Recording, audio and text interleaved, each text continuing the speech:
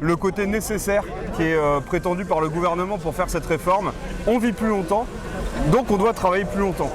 Ce qui est faux, en fait, ce qui est un mensonge, puisque si l'espérance de vie globale a augmenté, en réalité, l'espérance de vie en bonne santé, elle, n'a pas bougé depuis un certain temps.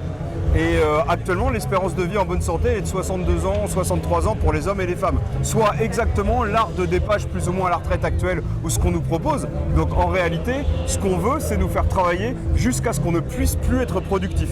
Donc le cœur même de la réforme repose sur un mensonge global qui est fait du coup à la population française.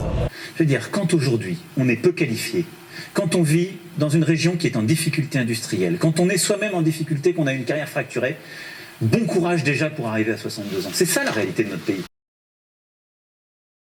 Premier mensonge du gouvernement. Lorsqu'il dit que le système est déficitaire, c'est faux et archi-faux. Le corps précise, le Conseil d'orientation des retraites, dans son rapport, précise qu'en 2021, nous étions excédentaires de 900 millions d'euros. Puis le corps précise toujours qu'en 2022, donc avant-hier, nous étions excédentaires de 3,2 milliards d'euros, qui s'ajoutent aux 26 milliards de fonds de réserve des retraites. Donc il n'y a aucun déficit à ce jour.